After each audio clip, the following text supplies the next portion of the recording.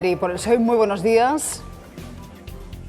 Muy buenos días a todos los que estáis ahí. Le vimos en esa fiesta del 2 de mayo. Llama mucho la atención que no asistiera Pedro Sánchez. ¿Cuál fue el motivo para ausentarse? Estaba invitado, pero mandó en su lugar a Ángel Gabilondo.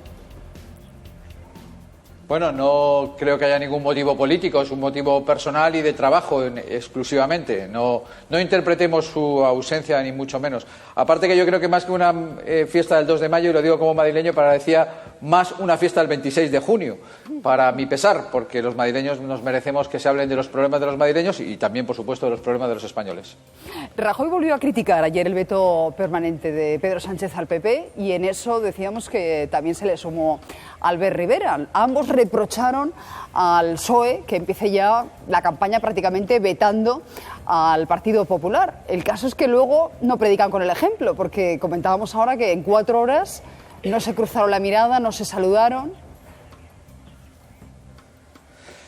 Bueno, tampoco conozco bien las relaciones entre Albert Rivera y Mariano Rajoy, pero parece ser que Mariano Rajoy no se lleva bien políticamente hablando con muchos, ¿no? El PSOE no veta a las personas. Esto lo tengo que dejar muy claro. El PSOE lo que veta es a recortes durante esta legislatura de 30.000 millones de euros en sanidad pública. El PSOE lo que veta es el prescindir de 30.000 profesionales sanitarios en la sanidad pública española. El PSOE lo que veta son los recortes en educación pública, que eso ha hecho aumentar un 28% lo que tienen que aportar para el colegio de sus hijos las familias españolas. El PSOE lo que veta es la parálisis de la ley de dependencia. El PSOE lo que veta, fundamentalmente, es que no se hayan cumplido los objetivos con respecto a la Unión Europea económicos y por eso nos han aumentado la previsión de déficit público para el año 2018 hace escasas horas. El PSOE lo que veta son las ideas. Por eso presentamos un documento para que nos pusiéramos de acuerdo todos. Es verdad que el PSOE ha sido maltratado, cosa que yo critico, evidentemente, para dentro y para afuera, pero el PSOE lo que veta son las ideas. Es un debate de ideas. Y lo que cuando la gente nos para por la calle nos pregunta por las ideas, no nos pregunta por las personas. Y el Partido Popular lo que veta es, depende con quién hablemos del Partido Popular, porque la propia Esperanza Aguirre parece ser, por lo que acabo de escuchar, que veta, o en este caso pide un cambio de los líderes políticos, e imagino que incluye a Mariano Rajoy. Pero cuenta Anabel Díez en El País que en el último Comité Federal, cuando Pedro Sánchez dijo explícitamente a sus varones que no iba a pactar nunca con el Partido Popular, no fue recibido eso con, en fin, muchas alaracas, no tuvo ningún aplauso. ¿Cómo interpreta eso? Hay tal vez dentro del Partido Socialista gente que dice, hombre, en estas segundas elecciones, pues igual nos tenemos que abstener para propiciar un gobierno del PP.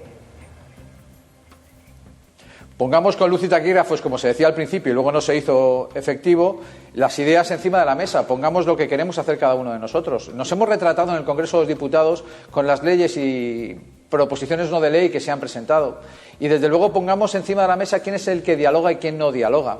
Desde luego, no solamente ha habido un veto por parte del Partido Popular a los líderes socialistas, a Ciudadanos y al resto de formaciones políticas, sino que hay un hecho singular que ha provocado que se aplique el artículo 99.5 de la Constitución. Por primera vez Felipe VI tenga que disolver las cámaras porque no se pueda, un rey, un jefe de Estado, disolver las cámaras porque no se pueda formar gobierno.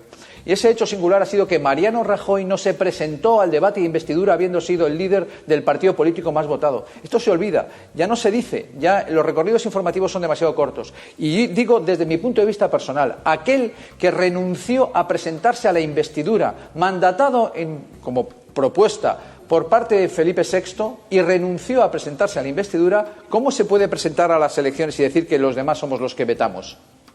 Pero, señor Antonio Miguel Carmona, en un momento en el que los pactos van a ser muy importantes, y se vio hoy ayer porque empezaron a hablar de pactos o por lo menos de vetos, no queda clara la posición del Partido Socialista. Se lo digo porque ahora da la sensación de que volvemos a votar en el eje derecha-izquierda. ¿Qué hará el PSOE?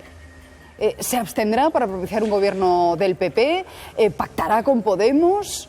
¿Qué le preocupa más a usted, el sorpaso o un gobierno del PP con Ciudadanos? Bueno, a mí el sorpaso no me preocupa absolutamente nada. Llevan intentando el sorpaso 137 años desde nuestro nacimiento y desde luego nunca lo han conseguido. Y sobre todo y menos ahora donde se ha demostrado quiénes quieren formar gobierno y echar este país hacia adelante y quiénes quieren paralizar y quién ha provocado el riesgo de que Mariano Rajoy siga siendo presidente del gobierno de este país en las próximas elecciones. ¿Nosotros qué haremos? A mí me gusta el PSOE cuando es el PSOE. ¿Y esto qué significa? Significa que nosotros tenemos que hacer un proyecto autónomo porque tenemos vocación de gobierno. A nosotros nos gustaría gobernar en solitario, imagino que como a todo el mundo, pero a nosotros, que somos los que más hemos hablado, porque tenemos 137 años, si digo bien y no estoy exagerando, de tradición de hablar con los grupos políticos, desde la conjunción republicana a principios del siglo XX hasta los acuerdos del Pacto de la Moncloa, pasando por todos los acuerdos que hemos desarrollado, tenemos mucha experiencia en llegar a acuerdos. Nadie nos puede criticar que no intentamos llegar a acuerdos. De hecho, se presentó un documento de 200 puntos para llegar a acuerdos y se sumó un partido que es Ciudadanos, pero no se sumaron más partidos porque lo que querían era, unos el sorpaso y otros el paso.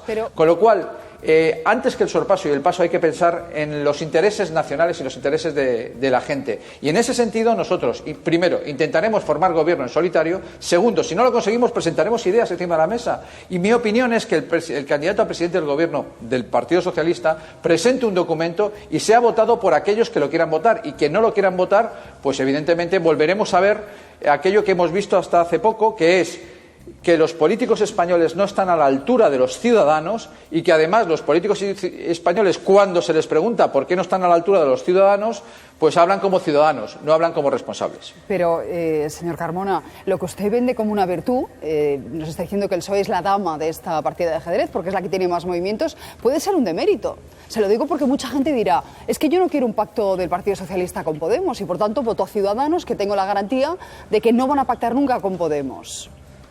Es decir, ¿se puede convertir ahora Ciudadanos en la marca blanca del Partido Socialista, para entendernos? Si nosotros hablamos con el Partido Popular, un suponer, y nos mantienen el recorte de 30.000 millones de euros en sanidad pública y prescindir de 30.000 profesionales sanitarios y recortes en educación y ley de dependencia, etcétera, etcétera, no podemos hablar con el Partido Popular. Si nosotros hablamos con Podemos, y Podemos nos plantea fundamentalmente que quieren dirigir el CNI, es que parece una broma, pero es que no es una broma. Es que se dijo en una rueda de prensa por parte de uno de los líderes de Podemos, en la rueda de prensa que dio al salir después de hablar con Felipe VI. Si lo que se nos plantea es eso, ¿qué quieren que hagamos?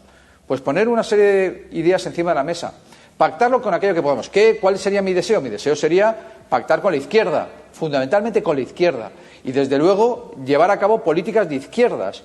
Pero si hablando con unos y otros velan más por sus intereses electorales, ¿alguien me podría decir si el Partido Socialista ha velado por sus intereses personales, en este caso orgánicos, o ha velado por sus intereses electorales de cara al 26 de junio, o ha estado haciendo un esfuerzo para intentar formar gobierno?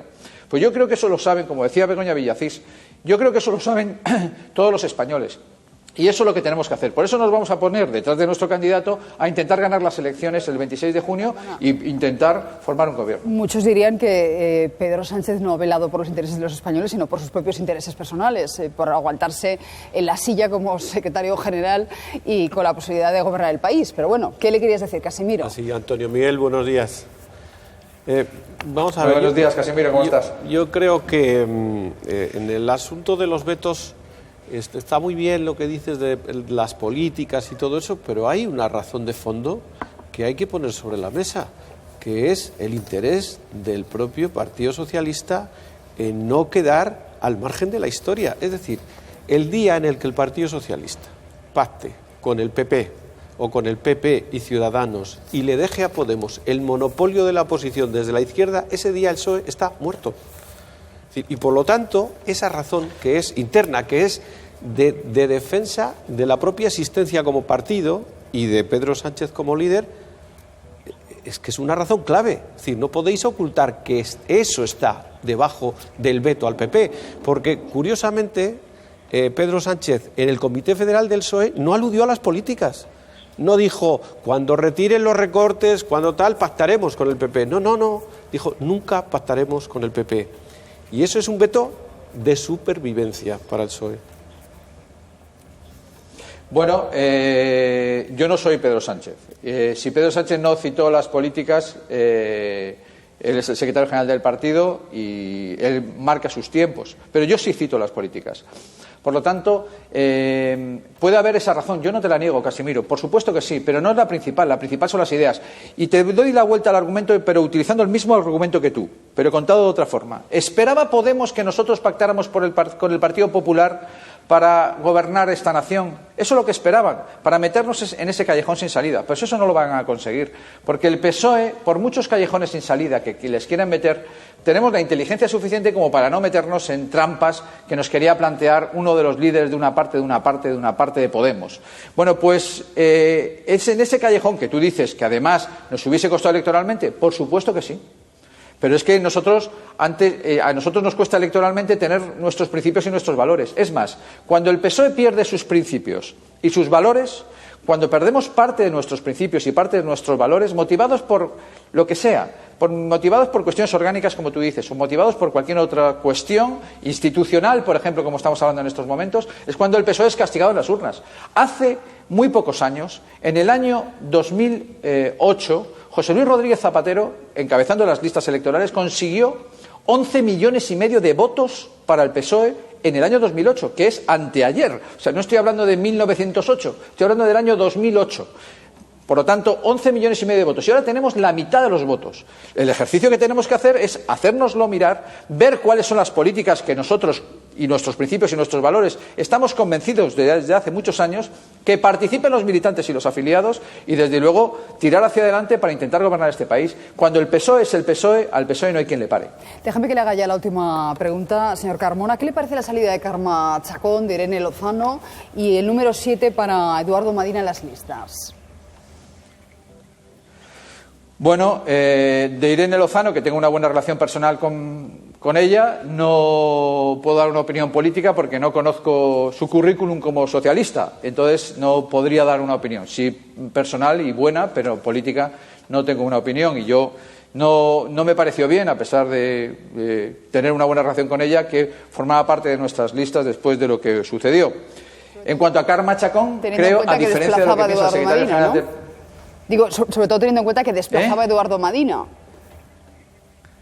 Bueno, no solamente por eso, pero también, ¿no? Es decir, pero siguiendo por el orden que me ha señalado, Carme Chacón me parece, a diferencia de lo que parece que ha salido, que dice y señala el secretario general de mi partido, Carme Chacón me parece una pérdida profunda para el PSOE que no se presente a las elecciones. Pedro Sánchez dijo que era una oportunidad. Y no va a ser fácil. Que tal vez era una oportunidad. Bueno, que estuviera fuera. No. Bueno, yo creo que eso fue... todos nos podemos equivocar y yo creo que eso fue un error de nuestro secretario general. Y quizás no hubiera querido decir eso, estoy casi seguro. Pero Carme Chacón es una pérdida para el PSOE. Es una persona de un enorme prestigio y una persona y una mujer que tiene un tirón electoral indiscutible. Vamos a intentar cubrir su hueco, pero desde luego no va a ser fácil. Y Eduardo Madina un tanto de lo mismo. No tiene ningún sentido que vaya el número 7 por Madrid. Tenemos fácil solucionarlo. Yo invito a la Dirección Federal y a la Dirección Regional de Madrid a que sean los militantes socialistas en Madrid quienes decidan, bajo urna, en qué puesto y quiénes tienen que ir en las listas. Es algo singular, desde luego, pero ya se hizo algo singular haciéndole una pregunta abierta, muy abierta, a los militantes en relación al pacto electoral. Pues hagamos esa pregunta. ¿En qué puesto quieren que vaya? Yo votaría, por ejemplo, porque Eduardo Madina fuera de número 3 por Madrid, pero creo que es, como decía Susana Díaz, creo que es una persona de enorme tirón y de enorme prestigio que debemos además aprovechar, en el mejor de los sentidos, para ganar las elecciones, que es lo que vamos a hacer, ganar las elecciones el 26 de junio. Ayer Juan Segovia, diputado de la Asamblea de Madrid, pedía exactamente lo mismo. Es curioso porque si tanta valía tenía Eduardo Madina, y no lo discuto, yo considero que es una persona muy valiosa, ¿por qué no la apoyó en su momento Susana Díaz, ¿no? ¿Por qué de repente Susana Díaz tiene, bueno, pues en fin, ese enamoramiento con Eduardo Madina que no se produjo en las primarias? Yo no estoy diciendo que Eduardo Madina sea el candidato del PSOE, que era lo que se votó cuando Pedro Sánchez legítimamente ganó las primarias, tanto las primarias a secretario general como las primarias a candidato a presidente del Gobierno. Yo lo que digo fundamentalmente es que no debe ir el número 7, Eduardo Madina, sino que debe ir el número 3. Y digo algo más, que tienen que ser los militantes quien lo decidan. Muy bien, pues muchísimas gracias, señor Carmona.